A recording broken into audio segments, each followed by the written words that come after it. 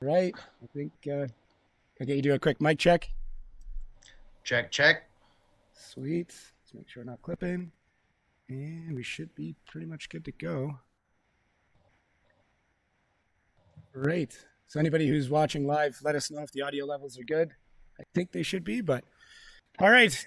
Kevin, how's it going? How's everything on your end? Not too bad. A little bit crazy the past few days, but Yeah, it's I it's bet. mellowing out now. Do you just stay off of social media, or do you just like kind of get prepared and clear your schedule and you're like, all right, I'm gonna spend the next, 3 days, 4 days just answering questions and getting through with it? I really wasn't planning on doing that, but it seemed like it kind of went that direction. So I tried to figure out where people were talking about things and try to see what they were talking about, and then started trying to answer their questions. Yeah, fair enough. And for anybody listening or watching, Kevin's Corner on Instagram, Corner with a K, is a great spot. If you haven't gone to check that out yet, that's just an awesome spot to get a bunch of the questions answered right away. We are going to go over them, but if you haven't read that yet, you really shouldn't be complaining in the comments. That's how I see it. Um, I've always been a fan of if you want to bitch and moan, make sure you've done your research first. So, anyways, can we start off with how this all started? Like where, and obviously we'll probably, I think Pro Spec is probably the best place to start. But like where did this all begin? Where did these discussions begin? How long has this kind of been in the works for? Because I don't think it's been a today thing. That's for sure. Well, I mean, I guess the origination of the prospect idea just kind of started developing over the past few years, talking with obviously our track staff and going to the different events and seeing how the cars have evolved. And when we're in Japan, we actually have a lot of time at the events Yeah. due to how it's structured for the most part. So, hanging around with the judges for the whole time, which normally I don't get to do in the States, we get to talk about a lot of these things. And talked a lot with Robbie, and we kind of like the idea of maybe toning the cars down a little bit because Yeah. in Japan, a lot of the cars are much more, I guess, like a pro spec car. They're not as ridiculous, the majority of them, as the cars are here. And it seems like you can get into the sport and you can stay in the sport longer if they're more affordable. Yeah, which makes sense. I think we've seen a lot of guys, burn out financially. There's been a lot of guys that have come into Pro Two, do a season or two or something like that, have even a minor wreck or a sponsor fall out, or something major change in their program, and then that's it. It's over, and we never see them again, which sucks because a lot of them could be incredible drivers. Right. Absolutely. And I mean, that's part of the thing is answering all these people's questions and all the things on a regular basis. You just kind of see that there's so many people that take a year off once they get their license Yeah. to build Oh, the car. well, And yeah, especially well, we see it a lot between Pro Two and Pro. But yeah, there are definitely guys who take time off between Pro Am and Pro. That happens a lot for sure. right. And the thing is, you're not driving for 12 months, 18 months. It actually affects them a lot and they don't realize it when you're spending the whole time either working on your car or doing something else. And if we can make a way that you're not trying to chase down what the top five people are doing in pro by you buying all these items and you need all these things, and then you get to the track and it doesn't work because you've never driven with all those items and you have all these other problems that you're not used to. It just doesn't turn out. You end up having a bad season and then we never see you again. Yeah, has this been something that's like been in discussion with drivers or just general? You spend a lot of time in the pits during downtime chatting with people and just hanging out. So is it one of those like you've gathered this just from being in the area, or you sequestered the opinions of people that are driving, or I'm just trying to. I feel like a lot of people are confused or concerned that this was just a spur of the moment, or like, oh, they just want to change the sport for no reason. But No, we've knowing, been talking yeah, about this for a long time, and I've kicked it around, and a lot of drivers have heard me say before, like, "Oh man, I don't want to do sequentials in Pro Two and stuff like that," just because people will already have an existing G-force that they've been running, right. and then you spend another $20,000 to get a sequential, and then you slam the car into the wall, and you don't have any money to fix anything, and I don't see you the next round. It's Yeah, just kind of one of those things. It doesn't, or your credit card bills are maxed out or something, and it's just like, it's not really sustainable to expect people to do that. And by just saying, oh, well, if they have money, they should be able to buy it, doesn't really do the sport any justice either. yeah, You look at every other motorsport, there's some form of limitations. We're still not doing any limitations on the motors. We're not making you buy like a $40,000 2-liter that makes like 150 horsepower. You know what I mean? There's like nothing, ridiculous like that a lot of the series do have as their rules to try to keep people contained. But yeah. that doesn't really save any cost. Yeah, FD, there's so many different ways to regulate cars. You see stuff like NASCAR where they use restrictor plates. They've started using heat management as another thing to cut down on bump drafting, which we can talk about with the rad stuff. But for FD in particular, it's always been the tires. The tires are your limiting factor. Changing things to a weight-based ratio when it came to Pro, and then mandating 255s for Pro 2. There is a limit. I know working with Envy and Riley and stuff, that engine could easily make well over 800 horsepower, but most of the time it didn't need to because either the course was so short that you didn't need all that horsepower, or the course was so long and so fast that if you ran it at a full clip, your tires are done. You're not even going to make it to the end of your other battle. And for people listening, that's what took Riley out in Atlanta in 2018. Is he literally ran out of tire just about to head up to the wall and was skating on belts, and that's what slid him off into the grass and into the wall. Is that miscalculation of how much horsepower, how much grip you need in the car. So I'm assuming this is just another way to add to that, where it's like, okay, we can limit you on tires so far. We can't drop you down to a 235 because the show is going to suffer. And at 255, you guys have found ways to just milk a ton of speed out of it, because it's incredible the amount of speed that guys are getting on 255s right now. So stuff like sequentials and things like that, I'm assuming is going to play into that as well. I thought when I saw the rad limitation, that was part of it too, that like you can only, it's definitely a cost thing because it's expensive to do a rear mount rad and it adds a lot of problems. But I wasn't sure if that was a heat management thing as well, or if that played into it at all. Well, I mean, limiting that does add a little bit into it because you have much greater potential of overheating in that aspect. Especially if you're running, a 2J with an S chassis with the intercooler in front and you're cramming all that stuff into the front, it's much more likely that you're going to have problems. But that's part of the reason why that's been in the background for years, that people have been talking about doing something about that, but that's why it's still not done yet. Okay. Because, I don't know if you read that one, but basically it's considering it in the season of 2023. Right. Yeah. It's still a ways off. Right. So the earliest it could happen would be 2024. Yeah.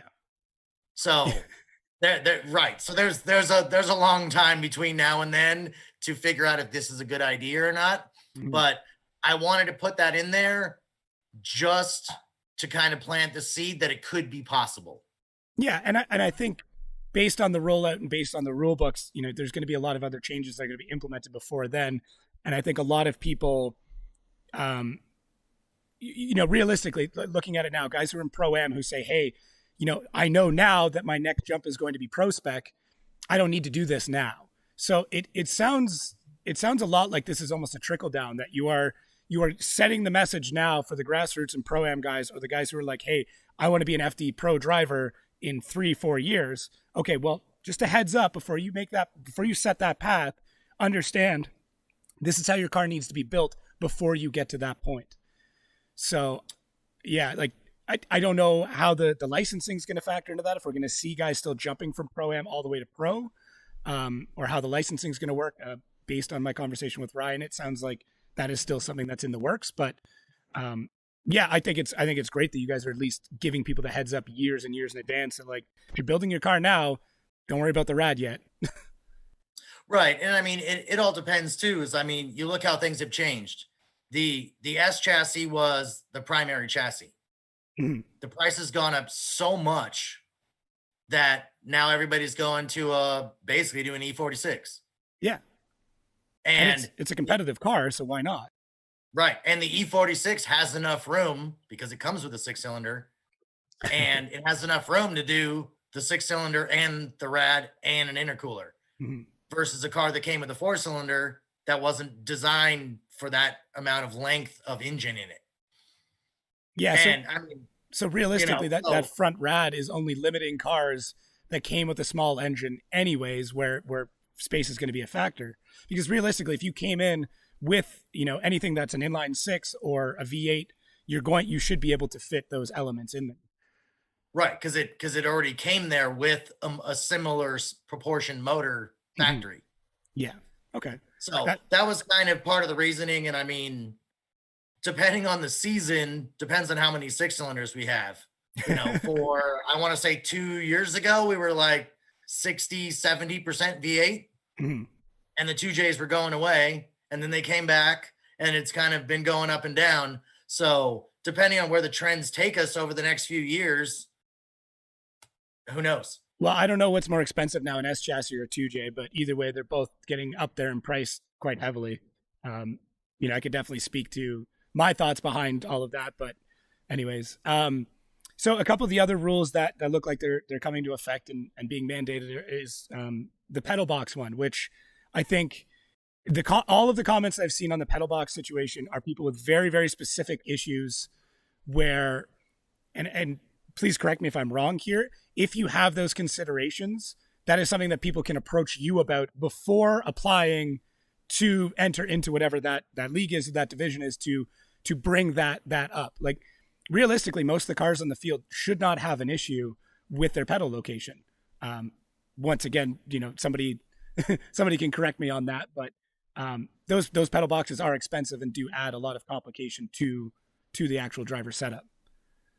Right. Because I mean, a lot of the times you can get some of the pedal stuff pretty cheap, but getting it all installed and then installed properly and everything fitted correctly and all the fabrication that goes with it is where you start spending all your money Mhm. and redoing all the brake lines and what have you and getting that all situated.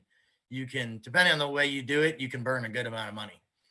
Yeah, that's a fair point. I think, there's, parts can be sponsored. Labor is another thing that's difficult to be sponsored, right? There's not a lot of fab shops that are out there that are sponsoring drivers. Realistically, we see a lot more parts manufacturers getting behind it because they can just send you a box. It's very difficult to send somebody, 60 hours worth of labor to fab something up. So, Right.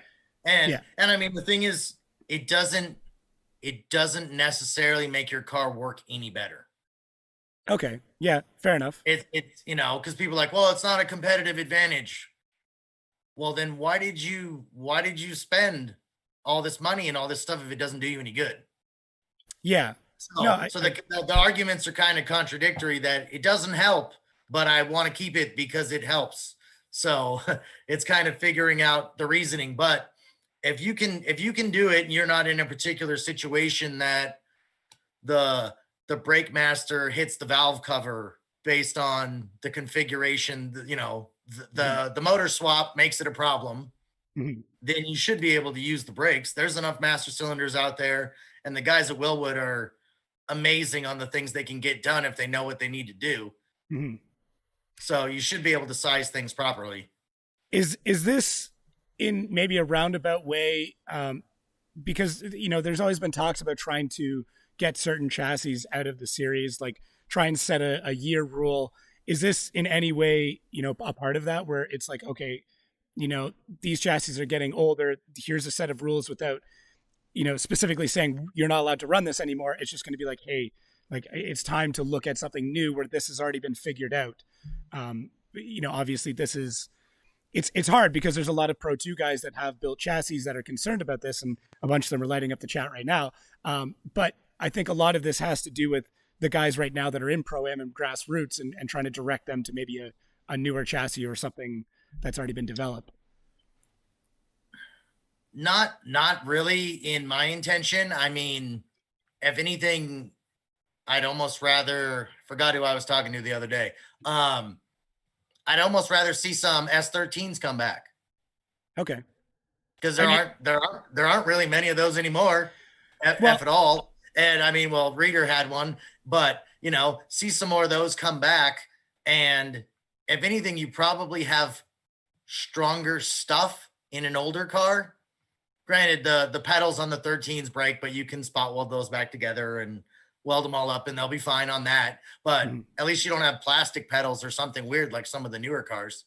yeah, that's a good point. I think the Corvette or something has a plastic gas pedal or even a plastic arm that's leading to it. So, but that could, in theory, then open up, aftermarket parts companies to say, well, this is a problem. We can provide a solution, and here's what the solution is. So, okay. The other one that, now that you mentioned S chassis, and this is, I know, a common problem with that, and quite possibly a safety concern, even in my mind, is switching back to the steering columns. My only concern with that is cars that didn't come with a collapsible steering column. Not that we've seen, as far as I know, we haven't seen an incident in FD where the engine has been pushed back far enough to cause the steering column to push into the cabin of the car.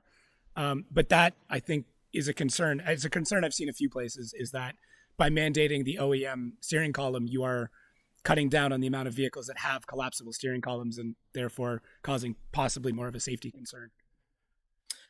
Right. But then you look at the people that install their steering columns now. Okay. So, I mean, a lot of the stuff that's in there now is necessarily not going to be a collapsible. People keep using that like every aftermarket steering column is collapsible. Mhm. They're not. No, I know I've seen, and there's tons of them that are not collapsible that are out there running around in cars everywhere. Yeah. Okay. So it's more of a, like I said, I don't think I've seen an incident like that, but that's not saying that that type of incident can't happen. I don't envy anybody trying to find an S chassis steering column right now, though. Yeah. And I mean, you look at a lot of those cars, even if it's not a fully collapsible setup, a lot of them still have slip joints either at the rack or in the middle where there's that sleeved portion where there is a kicker in there where it will crush. Yeah, well, it's got a built-in break point, like we see with angle kits and things like that. If a built-in failure point, or the ever hated cloth or the reg connection, the gibos or guibos or whatever you want to call them. So right, okay, no, that's fair enough. I think so. Once again, full disclosure, and anybody listening probably knows this, I do have ECU Master as a client, and that's I think maybe the next one that a lot of people are concerned about is switching over to Link ECU. Now, this is nothing, this is nothing against their products. I don't know enough on that end of things to be able to say one way or another if it's going to be a detriment to anybody. But the concern is people who have already wired or purchased products, running anything from Motec, ECU Master, AEM, any of those brands, and now they're in a position where they may have to rewire the car. I think there are parts of it that have to be rewired, but the majority of wiring harnesses are fairly the same across brands. You're probably just going to be changing the header unit that plugs in. But can I ask, what is the idea behind that, behind running a spec ECU? I mean, I think the idea is more of a level playing field. Okay. And it's kind of bringing everyone a little bit more together. It makes it way easier for data collection. It makes it way easier for doing things in the future that we might want to do for judging or something, because you actually know what you're getting into. We collect data right now, but it's a little difficult because I don't even know how many there are off the top of my head. 9 or something different ECUs, all with different setups. Yeah, I can think of 6 instantly. So, you've got InGen Pro, I didn't even think of that. The Brazilian one. We have One Fuel Tech. There's quite a few Life Racing, right, that are all different types of setups, and it makes it a lot more difficult on those things. And then it kind of makes it back into the money race again. Yeah. If you have the ability to buy more features than the guy that's running a Megasquirt or something. So you can do different things to give yourself an advantage. And that's what I would like to kind of limit to try to keep more people in the sport. Will there be anything outside of that, like, is it going to be possible for someone to run, a secondary system that could do something else?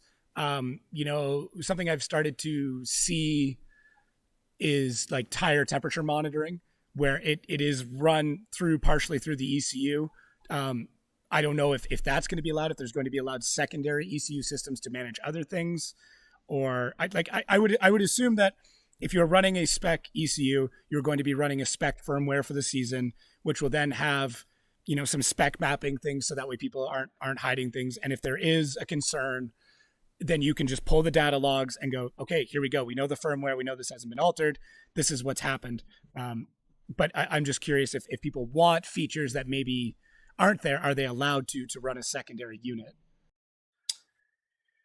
Well, like if you wanted to do different data logging type items, you could run that through your dash, or you could Okay. run that through your AIM system or something. And that would be completely acceptable. I mean, if you wanted to run a second ECU to do something else, then probably not, because that makes it very difficult to figure out which one you're actually running on. Yeah. But Link does offer a whole bunch of add-on different features. So I'm sure Okay. if there was something like that they some products that they offer, I don't necessarily see at this point why we wouldn't allow that, Okay. unless there was some competitive advantage or something like that in doing that. Mhm. But It- if you're just doing data logging stuff, it's kind of like, I don't know, shock position sensors or something. Like, Okay. Is um is there going to be any limitation within the tuning of that unit? Because I know some guys will, and this is actually a great tip for grassroots guys and pro am guys, change their rev limiter to match the course, where it's like, okay, I'm going to set throttle position so that way I know, realistically on this tune, my max throttle position should only be 70%. I'll actually set 70% as full throttle, which means that while I'm in this corner, I can just mat it, and I know that the car is going to be where it is. Um, I, it's something that I've seen pro guys use quite a lot. Very successful pro guys use a lot, where you hear them go around the corner and you're wondering why it's banging off a rev limiter 1,000 RPM before it should. Not that my ears are that perfect, but you can definitely tell the difference between two similar engines that are doing two very different things. So is there right. going to Or be if it's, any? Yeah, yeah, I was gonna say, or if it's raining. yeah, exactly. That's another one that, like, I think a lot of Pro 2 guys and stuff like that just or Pro Am guys, it's a quick little tip. If it's raining, drop your rev limiter way the hell down. But is there going to be any any regulation behind what you are allowed to change in the ECU? Because obviously, if we're still allowed to run a multitude of engines, there needs to be changes. I just didn't know if there's going to be features that are going to be deliberately disabled. Things like maybe two-step, something that's just one that comes off my mind. I don't know what else there could be, but I mean, the motorsport more type features, probably a lot of those will be disabled when it comes out. okay. Just so they can't be used for different different things. But obviously, if you want to adjust your your drive by wire or your RPM limiter or that stuff, Mhm. that's yours, because that's fine with me, because someone's going to adjust it and you're going to go out and you're going to run, and it's going to Okay. be that way. If there's something that's like a feedback loop or something that's making changes and the driver's not doing it, that's more the stuff that I don't want to be present in the ECU. Okay. So the idea is to, yeah, well, and obviously if you're running the same firmware, and for people who don't know, a lot of the times after a run, even if everything went well, even if you lose, you can be pulled into the scales for an inspection at any point in time, have your car looked over, and make sure everything is meeting the rule books. So I'm assuming part of that procedure will be, okay, we're going to plug into the CAN sensor.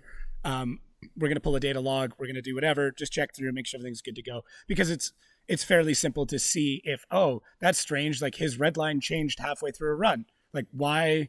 It shouldn't be doing that. There's no reason why it should be taking that data and changing things on the fly. So I'm assuming that is going to be part of that inspection process, that is pulling data logs. Right. So that's going to be the general thing. Well, we have data logging that we do currently on the pro cars, and we're going to try to do more of that, especially um, going into the next season with the AIM units. But Mhm. I also want to do basically firmware verification to make sure that it is the firmware you're supposed to be running when you come through tech. Yeah. Okay. That's which should realistically come up as soon as you plug in. It'll say firmware version, yada yada yada. So, Yeah. and what I think is funny is how many people last year, especially with something like the Vaughn and JTP incident, where people are like, well, if only we could, pull their logs, we could find out if he actually let off throttle or if he actually did this. Well, this is now allowing that to happen much faster, where I would hope that in the future, judges during a judge's decision, or even during a what's Protest. the word I'm looking, protest, thank you, I was gonna say argument, you could then pull that data and be, yeah, it is an argument, I've seen them happen, it's usually an argument. But you'd be able to pull that data very quickly and be able to resolve some of those issues. Right. Depending on the rest of the car stuff, that's kind of a thing with drifting, is we don't necessarily have a clutch sensor. Okay. So saying that you were half throttle and it was at $4,000 when you hit him, so therefore You're slipping. Yeah. it's your fault. Well, you could have been clutched in. It could have been in neutral. You'd have to figure out the engine load parameters on it to figure out if you were at fault. And, some of it gets a little complicated to try to do in a short period of time for the fans to not lose their mind. Yeah, I mean, we're impatient at the best of times. Imagine if we actually had to log in and, oh, cool, Windows needs an update. Let's give us a minute. Yeah. We're gonna go to Kevin, and he's gonna be over here for 10 minutes trying to get this situated, and then let us know what's happening. Yeah, everyone would turn off. I mean, I'm sure I know I enjoy looking at you, staring at people while they try to make frantic repairs with just the smallest of grins. Just like, come on, you can do it. You can do it. Yeah, especially when it's close. It's like, come on, guys, just get it done. To digress very quickly, Briley had an incident in Texas in 2019, and I am not very mechanically inclined. If anybody's checked out my YouTube channel, they already know that. And I'm filming, and I'm trying to capture what's going on. We got hit, we blew a tie rod, we got to align the car, and I remember very specifically over the radio being told to put the fucking camera down and help them out. And I'm like, you know what to do? They're like, just hold a light, do something. And I'm like, okay. Because it was 2 minutes left. They just got the tie rod on. They're trying to hand align it before having to go back out. And yeah, 5 minutes is not a lot of time. It goes, anybody who thinks 5 minutes is enough time to do anything is crazy, because it's not. It goes so fast. Yep. No, if you basically haven't practiced it or done that thing quite a few times, it's much more difficult than it seems. Well, and that's, that's another tip for the Pro-Am guys is have all of your, anything that needs alignments, have it done already, have it taped and marked. So that way, even if it gets shuffled, where that point is, and just, it's ready to go. So you can unbolt and bolt back on. So yeah, it's, there's lots of tips and tricks that I think, I said this with Ryan, that just never get passed down that really should. So I try and enlighten people whenever I can. Yeah, no, I mean, that's one thing that quite a few people have talked about. I just don't necessarily know how to do it yet, but they were discussing hey, you should basically, in the Pro 2 drivers meeting or Pro Spec drivers meeting now, you would basically draw a pro driver and you could go hang out with that guy for the event. Yeah. And then you could learn just the tips and tricks and a few little things like that could make or break your season. Yeah. If you just would have thought about it, because you could learn from someone, but trying to arrange all that is a little difficult. But it's you need a buddy internship program, and it's not the same guy for the whole year, so you can meet different people, and every event you get a new guy to hang out with or something. I think that'd be so beneficial. Cool. I really do. 2021, let's make it happen. The intern program. He's drawing names out of a hat. I think we've made enough changes. People are already upset.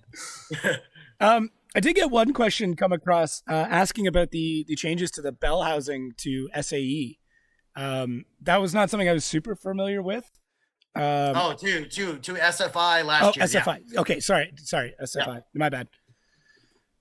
Just wondering the thought process behind it. Once again, it's not something I'm super familiar with, but just curious.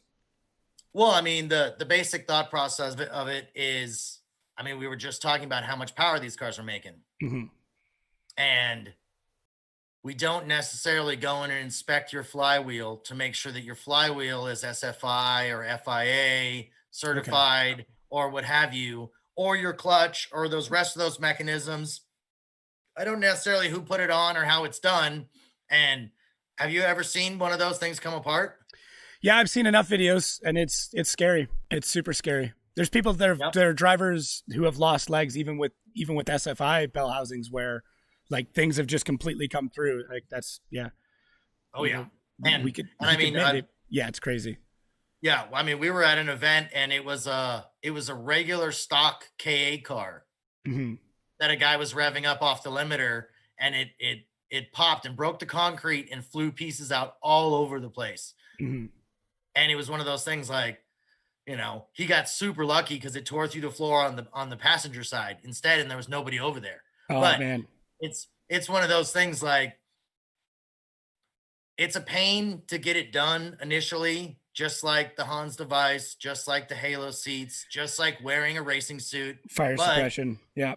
right, if you're the guy and it happens to you, or I just one of those things, it's kind of not worth it in the long run. If you can make it just a little bit safer for not that much more money, um, it's I guess it's worth it. It's more expense, but if it happens, it'll definitely be worth it. I was gonna say, imagine trying to work for a living if you're missing a leg. Right. Yeah, and I don't, the healthcare system in the U.S. is a whole other animal than in Canada. I've only recently found out what people have to pay for certain injuries, and it blows my mind. So it's crazy. I'm never leaving home. I'm never leaving to the States again without some sort of insurance because it scared the shit out of me. Oh yeah. No, it's terrible. I mean, I've broken both my arms and whatever, and yeah, I mean, you're 5-10 grand for something that's super small, That's and crazy. I couldn't imagine needing surgery on your femur as you have to get airlifted out because you're bleeding everywhere. And yeah, dude, it's gonna cost you a freaking fortune. Yeah. So essentially, well, to put it back, essentially what happened to Riley Sexsmith, that would have cost him $500,000, based on his injury. But anyways, cool. Yeah, I think I'm trying to keep track of everybody. This is fantastic. Everybody who's in the chat, thank you guys for your conversations because these are great. So just getting through once again the posts that you put up on Kevin's Corner FD, corner with a K. I kind of like that. My wife hates stuff like that. It always bugs her. She's like, why can't we just put why are we forgetting vowels and consonants and changing letters for no reason? It's spelled wrong because someone else already has it. No, really? Yeah. Holding it hostage. Well, not the FD part, but the Kevin's Corner part. All right. What was the other one? Winner's quick change. So I'll take my own take on this. There are so many tracks that you absolutely need a quick change rear end in or several rear ends in order to compete. Obviously, people are like, well, Frederick Osbo didn't have one and yada, yada. Yes, you're right. But they had several differentials and that team was incredibly good at swapping them out that a quick change wasn't necessary. That they just, right. Steph's thinking 1,000 years ahead of most people. And he's like, oh, we don't need it because I can just drop it out and put one in 20 minutes instead of 8 minutes. Sorry. Right. So. And they had different transmissions to adapt with those rear ends based on the conditions that they were in. So yes, yeah. I mean, it's a different way of spending the money to get to the same place kind of. Okay.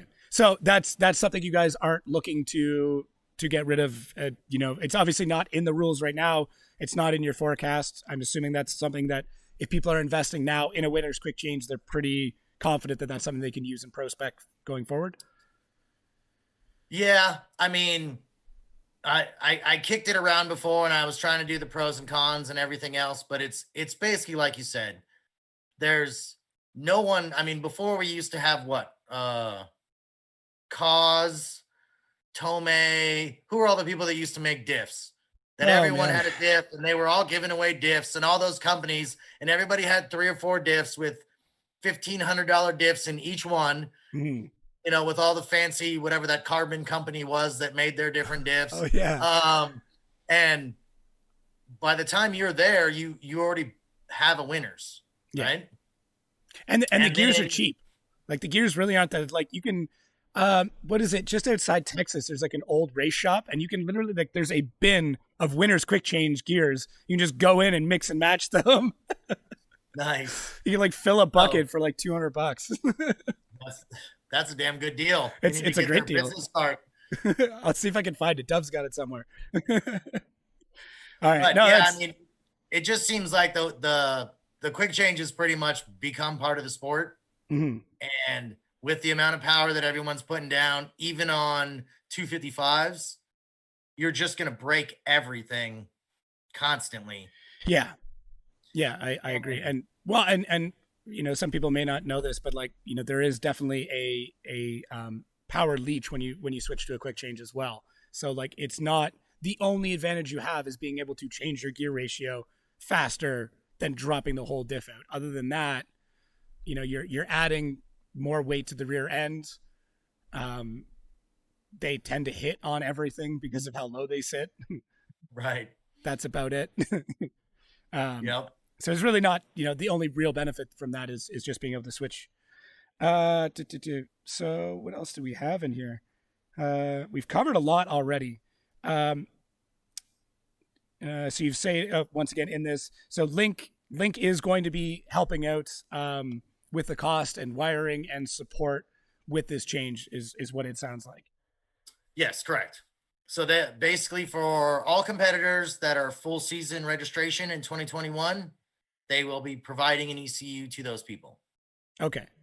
That's And then obviously the technical support for them and everyone else that's buying one to try to compete in the series to make adapter connectors or adapter harnesses or cut your old harnesses off and mhm. how to pin it and all that type of stuff. They'll be helping with all that, and they'll be also helping at the events. that So was at least actually if yeah. you have a problem, you have event support, which most pro spec people would never have. Mhm. You're not going to be able to afford to have a tuner guy with you all the time. No, And I now do. there'll be someone there that can help.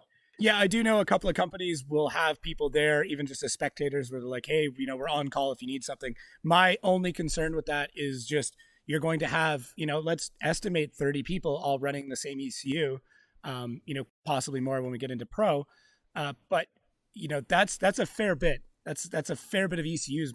I would hope that they're going to have 5-6 guys and possibly an area at which drivers could pull up, or they could do something like that. Do you know if there's any, like, what the numbers are that they're hoping to have for support? Hasn't really been worked out on that yet, like how many people or what have you, but I don't necessarily think it would be tuning your car the whole time. It would probably be more like, hey, my car's missing when I'm in the middle of the bank. Mhm. Can you help me figure out what's going on? Mhm. Sure. Here, if we go to here, there's 3 ignition errors when you're in that area. Let's check this. You know Yeah. what I mean? Like that type of thing. I don't know how, full on, let's pull logs every pass and we'll help you analyze. I don't necessarily think it's going to be that. Well, I don't think, unless you have a dedicated guy, most people aren't doing that. And even still, anybody, if you're building a race car and you don't understand how to read your logs, there's bigger problems afoot than just that. But no, my only concern was like if we're gonna have that many there, that the staffing may be an issue, like where you're gonna have 3-4 guys all trying to get to them at the same time, and then it becomes this issue of, you know, who do we serve? Like, is the guy who's better in ranking? Is the guy who's better doing the thing? But I guess ultimately Right. that's something that, if people are concerned about that, and I'm speaking on behalf of a lot of people, please feel free to disagree, but voice that concern to Link. It's their decision. You know what I mean? It's partially their decision to do this, and they need to understand that that comes with the responsibility of providing support for a lot of drivers. It's not necessarily FD that has to facilitate that. So that's my thought, at least. If your concern is the support, you need to speak with Link and address that concern to them, because they are the ones who are making that promise that we are here to do this. So, not to Right. point blame at And I anybody mean- prematurely, but And Link is going to offer training courses and that type of thing to get people familiarized with the software and the data logging and the downloads and all that, so they can hopefully work towards being more self-sufficient, and being able to help troubleshoot some of their own problems. Yeah. So that is in the works to help with a lot of that, and at least try to get people off to a good start. Yeah. So Well, that's good. I'm glad that they're making concessions ahead of time to ensure that this is going to roll out smoothly. Because anytime that you put all of that weight on one company's shoulders, it's a lot to ask. But they are a big company and they've got money, obviously. If they're spending it sponsoring to that degree and they're offering that much support, then hopefully they're allocating enough. After the issues are in the car. right. Well, you would assume so. I mean, it's I hope so. it's not good for them either if it doesn't work out. Yeah. No, I totally understand on that. Is there I don't think they've been released yet, but is there any major changes coming to Pro that you can speak about, or even give a timeline as to when we may know more about it? Like where we can just schedule a podcast for that day too, or I was actually hoping to finish the rule book today, but I mean, I can release this tomorrow, and the only people who are going to know are people who are live right now. So yeah, between yesterday's chaos and today's chaos and phone calls, I kind of didn't get it done yet. So, but it's only 8 p.m. almost ish, 7:40. So yeah. I still got time. But yeah, it's basically the new illustrations that are in the Pro Spec rulebook will be in the Pro rulebook. Any basic corrections that were in that one will be in the other one, but there's no real big changes for Pro. Mhm. There was a few things I was working on, and that's what's been delaying it. But that's not going to be in it because I can't get to where I'm going here fast enough. So I've been speaking with some of those teams about some of the things that I've been thinking about doing, and I'm just going to release the rule book and go from there. Okay, fair enough. Well, like I said, hopefully we can do this again. I definitely want to do more, closer to the beginning of the season as things get more implemented. So to any of the Pro 2 guys, because realistically, the guys who are making the biggest fuss and making the most noise right now are either diehard fans of Pro 2, which I am one of them, Pro 2 drivers and their teams. What can you say to them to like put them at ease, or do you have some sort of, here is a good action plan going forward? Because I don't know, like, in my mind, I have thoughts about Pro 2 drivers having the ability to move up to Pro maybe a little bit easier, to make room for more Pro Spec cars to come up, so that way they're not having to make major changes. But I just, is there anything you can say to like maybe not to get them to shut up, but like to calm them down a little bit? Well, I mean, it's kind of hard. Initially, when I put together the Pro 2 concept, that's exactly what I wanted to do. Mm-hmm. Is I wanted to have them be the exact same type of cars it's in Pro. That's why basically all the rules were 100% the same except for the tire to weight. Right. And it doesn't seem to work very well, if that makes sense. I agree. I agree to a point. I can see how that can be seen. I mean, someone comes out of Pro-Am and they build a $200,000 winning Pro car and they enter Pro 2 mm-hmm. and they slam it into the wall at Irwindale. Which happened and has happened and continues to happen. Right. And the thing is depending on when they do that, they're gone. Mm-hmm.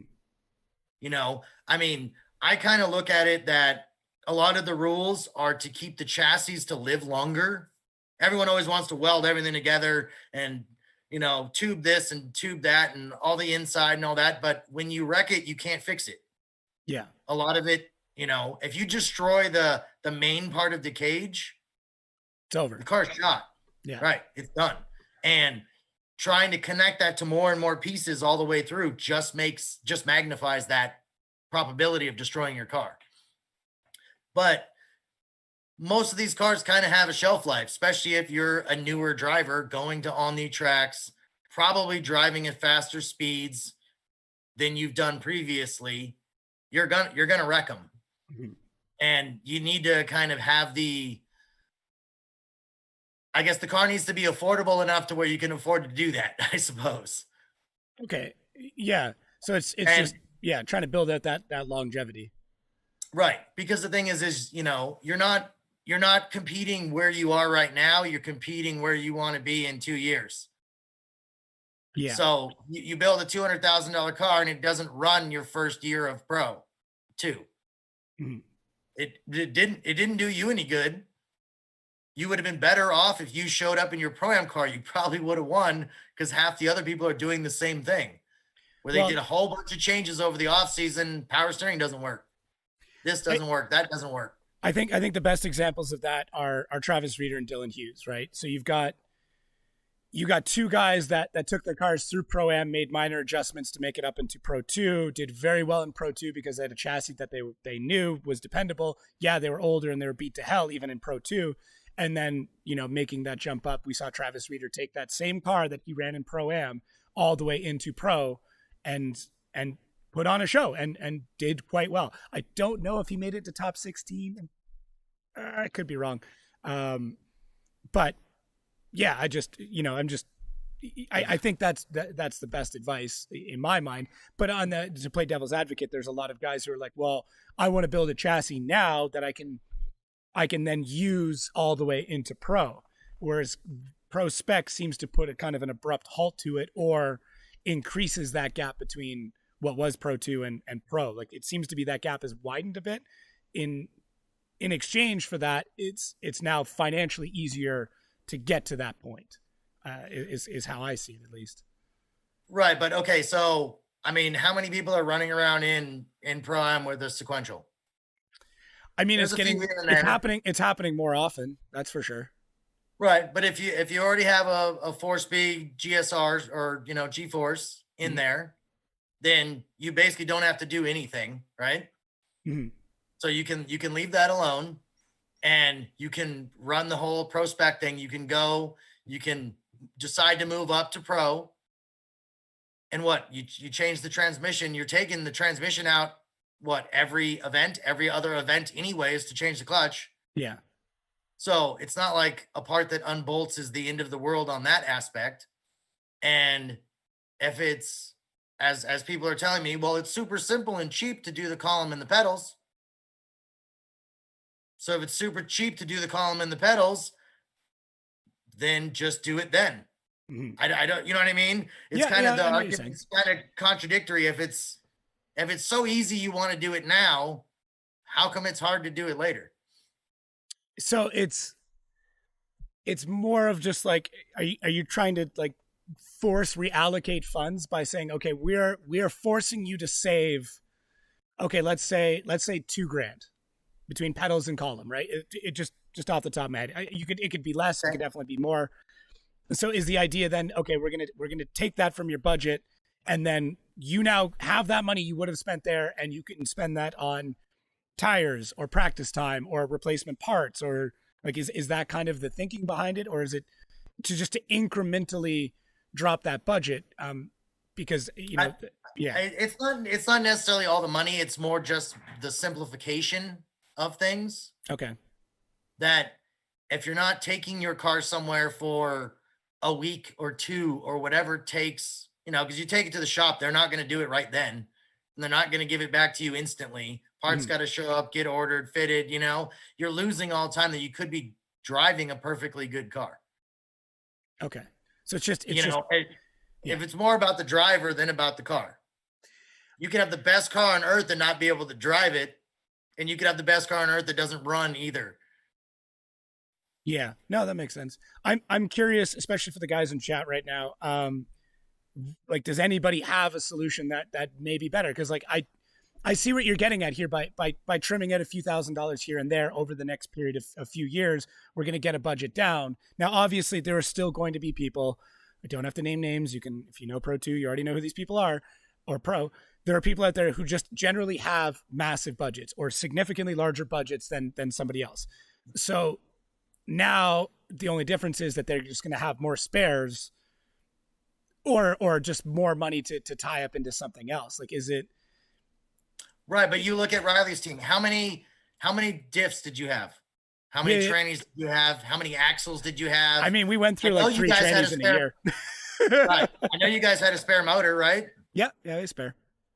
So all of these minor savings could go into the spare parts Okay, fair. because Yeah. people are like, oh well, it's only $10,000 more for a sequential. Yeah, but what about the second one? Well, 10,000. Yeah. How many tires? Yeah, actually, that's a solid point. What about the second one? And sequentials, in my experience, need rebuilds far more often than H pattern dog boxes do. Right. I've Seem seen to be I've seen more sequentials torn apart than I have 4 speeds. right. Tad bit more finicky sometimes, you Mm-hmm. know? Well, it's built to slam gears together, right? Like I know, obviously, a dog box is kind of the same thing, but not in the same flat foot shifting realm.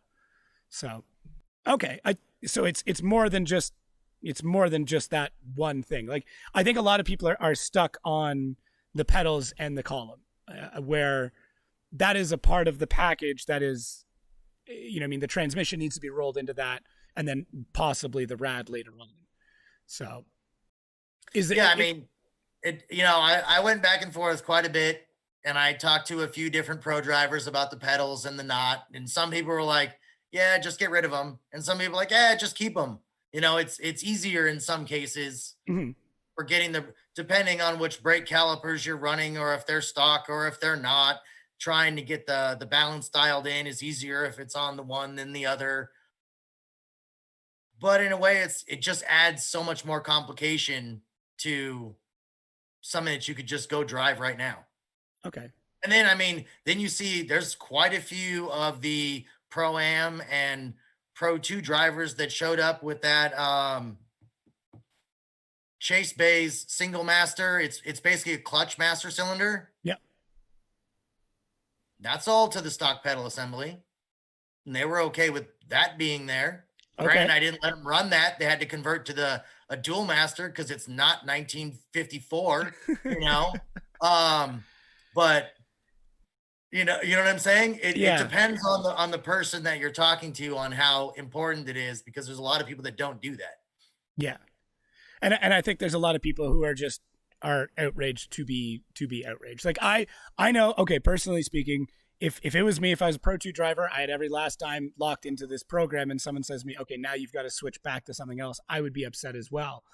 But it seems to be one of those, like, this is not that like the greater good, but like there are going to be some people pissed off in order to make sure that this series continues, because we're seeing bigger and bigger budgets even move into Pro 2.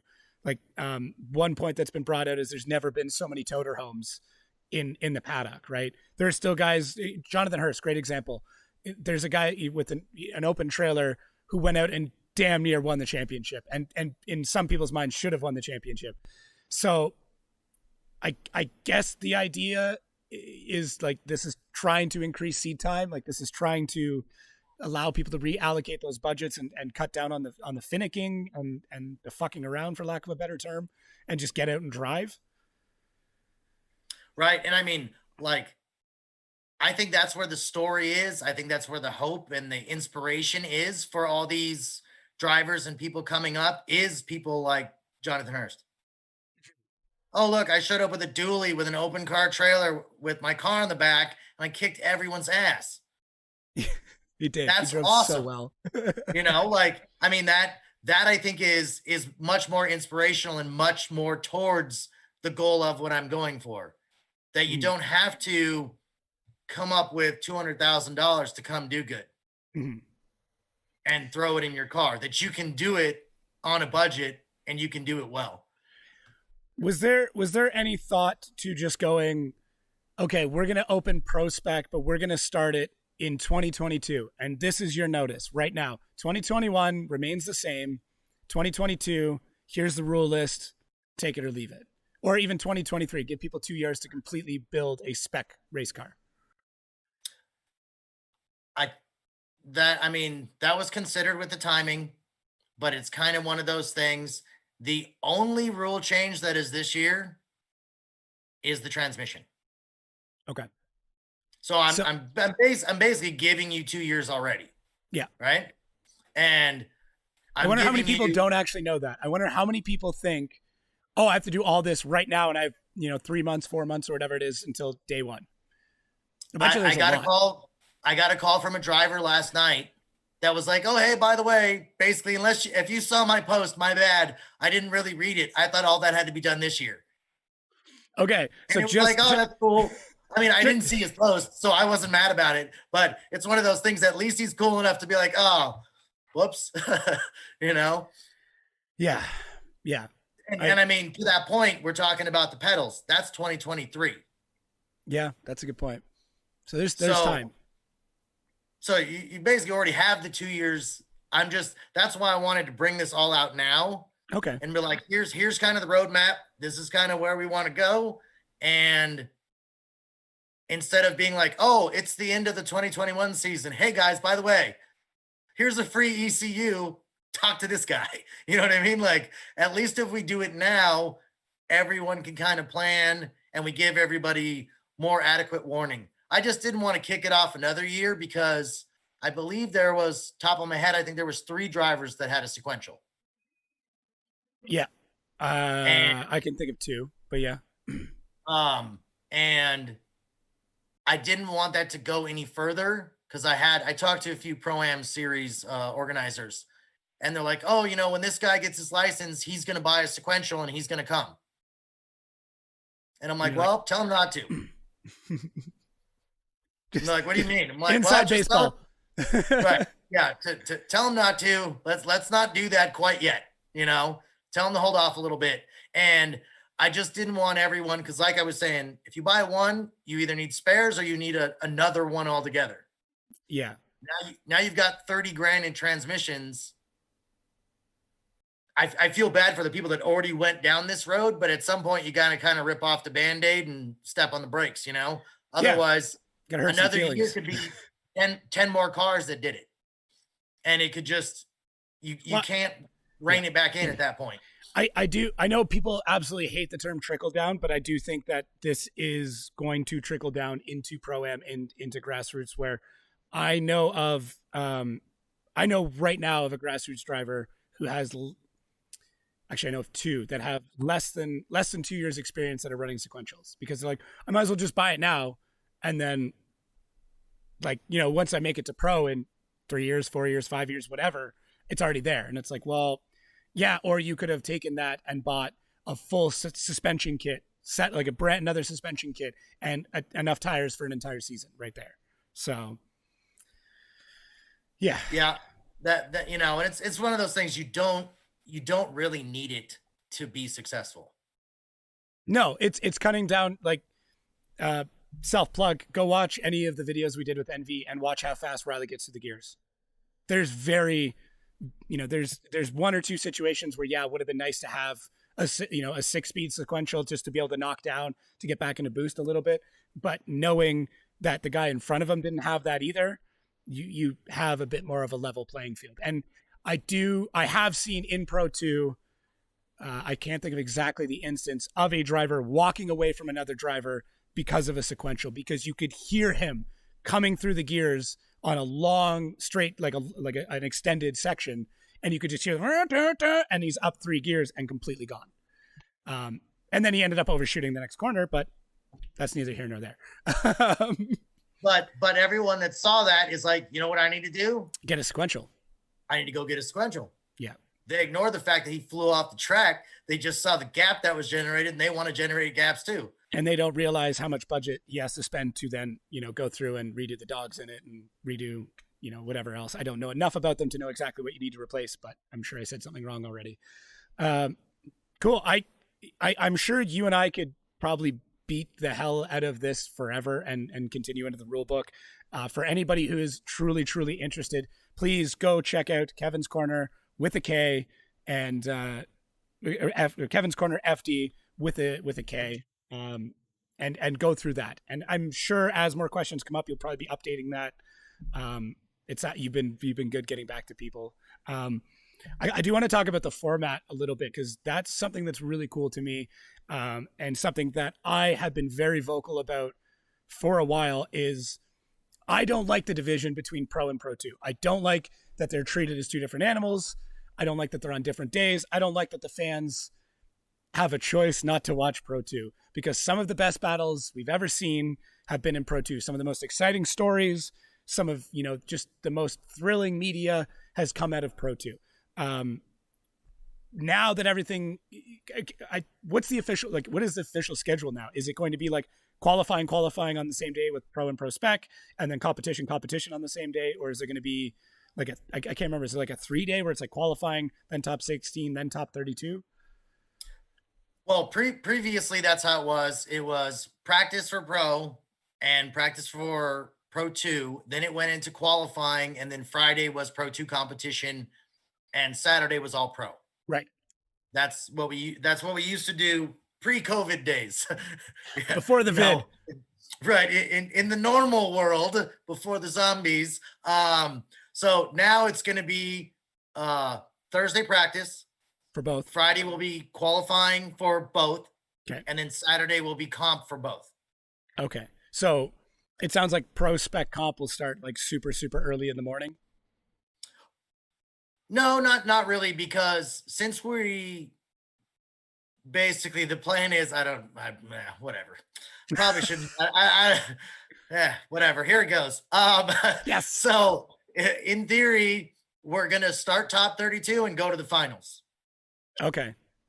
So no more breaks in top 16? Well, I'll have the break between top 32 and the finals of Pro Spec and Pro. Oh, okay. So that gives me 3 more hours back.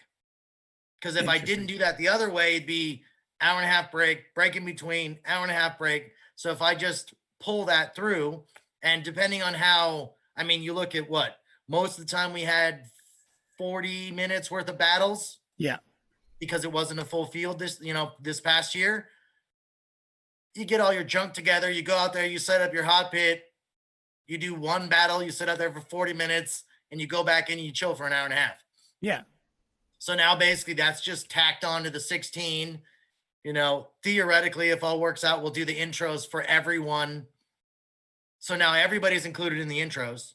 That's cool. Instead of just the 16 in the intro. So if you have a bad weekend or you didn't qualify well or something went wrong, at least you got that exposure, which I think will be powerful for those drivers. Just to be able to put that on a sponsorship list and just be like, hey, I was seen on TV, your logo was seen by this many people, especially if it's the same stream, now you are gaining so much more publicity. So I'm going to take a digression break here really quick. Get your media together now, Pro Spec guys. Get a media guy. Anyways, go on. But absolutely. There should be so much that they can capitalize on due to the rescheduling.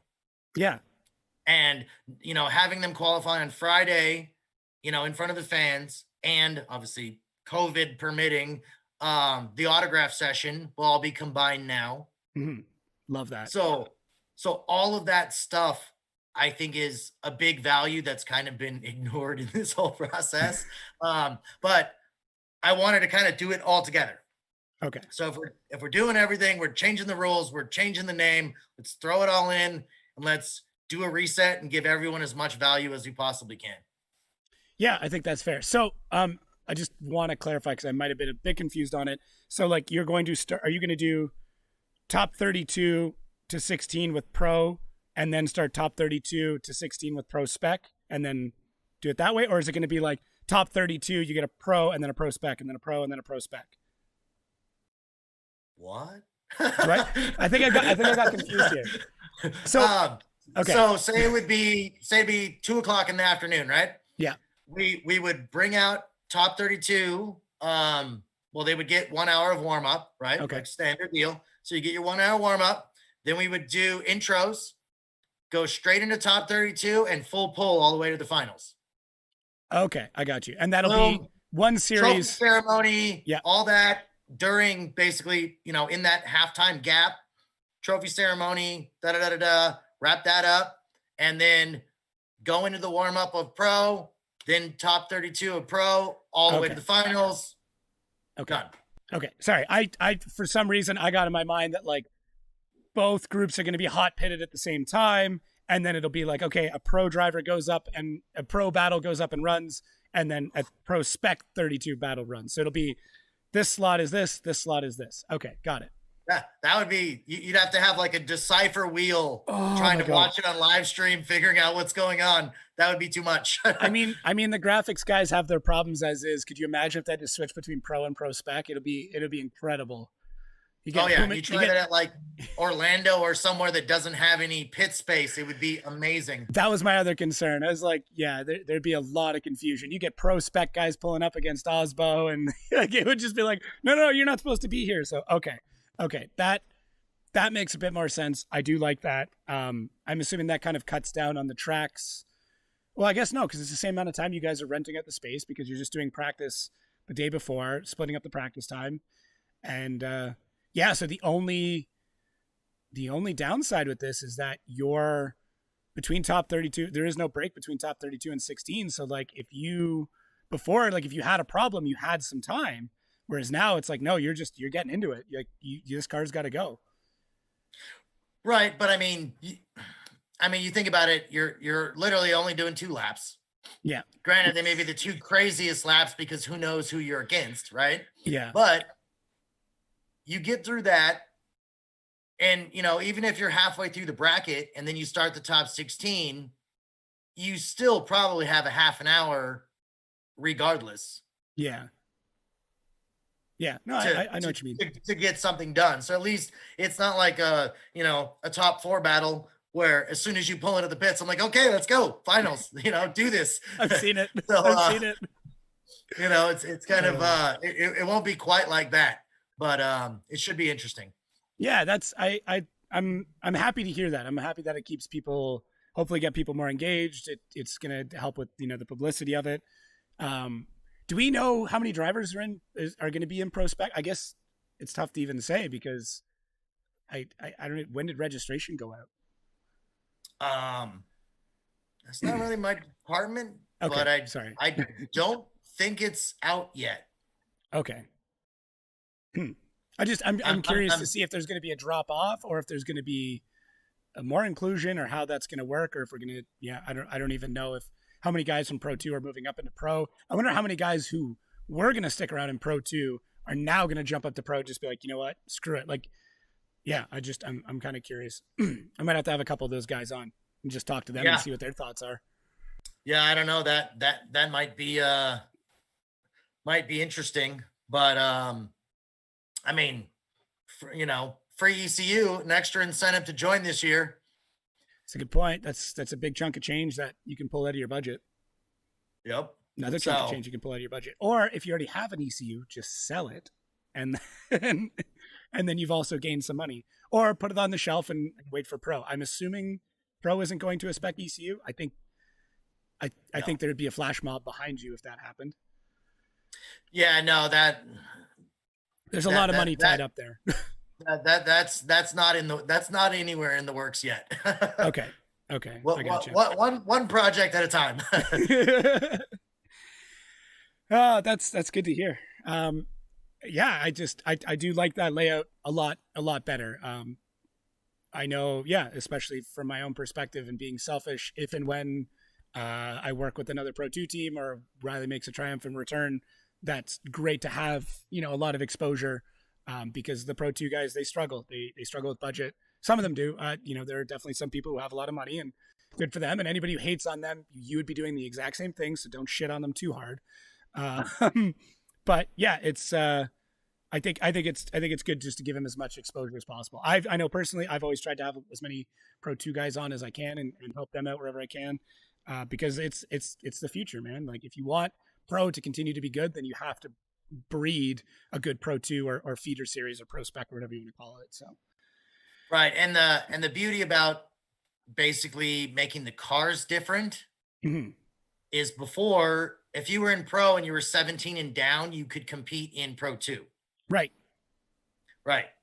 because the cars were basically the same. So yeah, now just tires. Right, just tires. And we saw But Dirk Stratton, Ryan Littoral. Those are two guys off the top of my head that did that. right. So as the cars deviate more, in theory, it would be open to all pro drivers. Okay, so they could either have their, well, that'd be kind of tough for a lot of them, but we may see pro drivers build a pro spec car and get into that competition. Sure, why not? I mean, you look at a lot of other series that have, it's basically, it's a different class entirely. Mm-hmm. There, you know, it would be like Kyle Busch or something running Busch and then running the Sprint Cup the next day. Yeah, well, Stewart did that. Stewart used Right. to run like like dirt track and NASCAR at the same time. So Right. yeah. So